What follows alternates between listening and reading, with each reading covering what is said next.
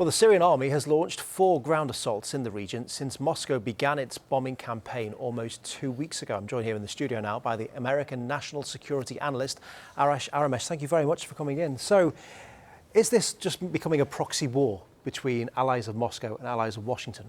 It's definitely a proxy war between allies of Saudi Arabia and allies of Iran. However, you have a clear intervention by the Russian Federation in Syria. You got Su-24, 25, and 30s bombing several different target packages in various places, mostly supporting President Assad's ground forces taking positions in Hama, in Homs, in Latakia, and in Aleppo. The very fact that they got Su-24s and 25, these are Frogfoots and Lancers, the very fact that they got these equipment there is to provide close air support for Assad's army. And what Assad is trying to do now is to gain as much lost ground, to regain as much lost ground as possible before A, he has to go back to the negotiating table, or B, the U.S. starts pressuring Saudis, or the Saudis start handing in more weapons, more sophisticated weapons to the rebels, who are now being sort of crushed under Russian bombs and Syrian army artillery and infantry.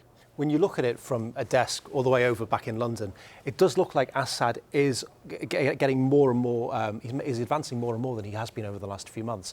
Can he regain control?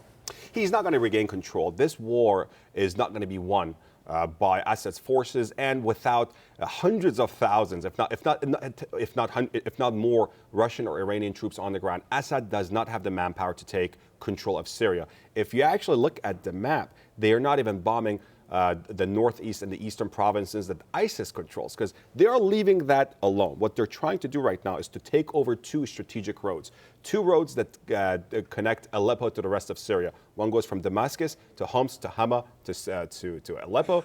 The other one comes from the western sort of beach regions or coastal regions of Latakia and goes to Aleppo. Why? Because if you look at the map, you see now that they're offensive. There are many sort of different offensives being launched against FSA and the Nusra Front in Homs, Hama, and Idlib, and also in Aleppo. So is Assad going to be able to win this war clear? No, he's not going to be the clear winner, but he is going to gain the upper hand. His aim is to crush the non-ISIS opposition so he can claim to be the only force fighting ISIS. On the other hand, he's trying to gain the upper hand. So in case something were to happen at the negotiating table, he could come in with regained territory and a much, much, much bigger bargaining chip.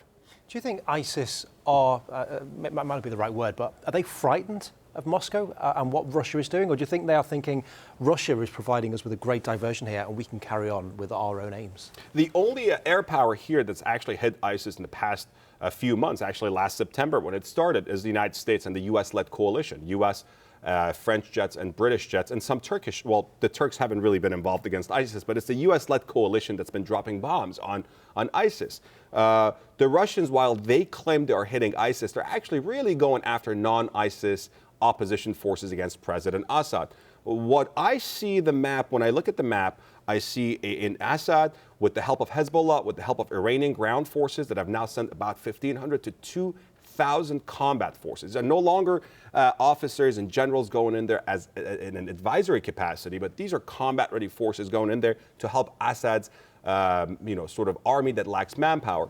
What I see happening is you will have a clear Assad territory and you will have a clear ISIS territory. At that point, the world is going to make a decision, and it's going to be bad. So at this point, Putin and Assad have the upper hand. They are gaining ground. They are gaining legitimacy. We'll have to see what the West has to offer and whether the Sunni powers in the region can stand up to this Russia, Iran, Iraq, Syria alliance that is now sort of fighting this war along sectarian and ethnic lines. Just very, very briefly, do you think there will come a point where the US and Moscow come together and they reach an agreement, or is this all about just saving face and neither side will ever agree?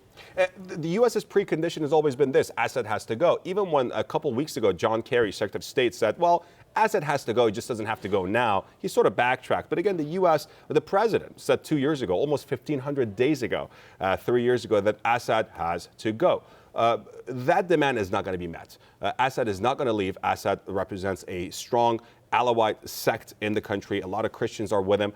Russians are not going to go with that for that. And Iran, the largest global sort of regional backer of Assad, is not going to go with that. But here's what I see happening. A lot of manpads, these are shoulder Hellfire missiles given to the rebels through the Saudis with the CIA help. A lot of FN-6 Chinese-made and a SA-16 Russian-made manpads are going to bring down some jets. And when those body bags go back to Moscow, Putin's popularity is going to start to sink. Brilliant. Okay, thank you very much for your time. Arash Aramesh there. Thank you.